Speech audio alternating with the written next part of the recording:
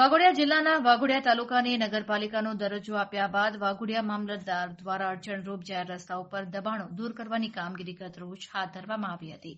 ધીરજ ચોકડીથી લઈ ST depot તેમજ મુખ્ય બજાર સહિતના રોડ ઉપર અડચણરૂપ દબાણોને દૂર કરવામાં આવ્યા હતા. વાઘોડિયા પોલીસ બંદોબસ્ત સાથે વાઘોડિયા મામલતદાર તેમજ તંત્રની ટીમ દબાણ દૂર કરવાની કામગીરીમાં જોડાયા હતા. વાઘોડિયા તંત્ર દ્વારા દબાણકર્તાઓને નોટિસ આપવામાં આવી હતી, જે નોટિસની સમય મર્યાદા પૂરી થતાં દબાણ દૂર કરવામાં ન આવતા વાઘોડિયા મામલતદાર ગોહિલ અને તેમની ટીમ સાથે દબાણો દૂર કરવાની કામગીરી હાથ ધરવામાં આવી હતી. વાઘોડિયાના જાહેર રસ્તાઓ પર તેમજ મેઇન બજારમાં છાશવારે થતા ટ્રાફિકની સમસ્યાને લઈને આ ઝુંબેશ હાથ ધરવામાં આવી હતી.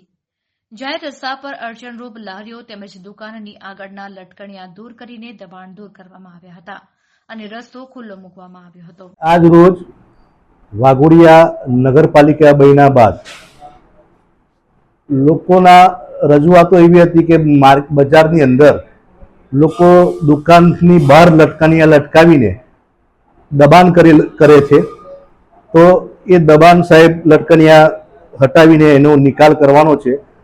એ લોકોને દબાણ હટાવવા માટે, લટકણિયા હટાવવા માટે અત્રેથી નોટિસ ઇસ્યુ કરવામાં આવેલી છે. દરેક દુકાન વાઇઝ એ લોકોને 7 દિવસની મુદત આપવામાં આવી છે કે આ 7 દિવસમાં તમે તમારી જાતે હટાવી શકો છો, અન્યથા અમારી ટીમ જે લટકણિયા હશે એને જપ્ત કરી લેવામાં આવશે.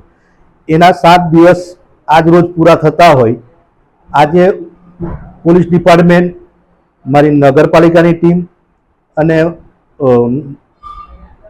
વહીવટદાર તરીકે હું જાતે આ દબાણ લટકણિયા દૂર કરવા માટે અમે જાતે નીકળ્યા છે અને બને ત્યાં સુધી જેટલા લોકોના હતા એમને સમજૂત કરવામાં આવેલા છે કે ભાઈ બીજી વાર આ વસ્તુ ના કરતા.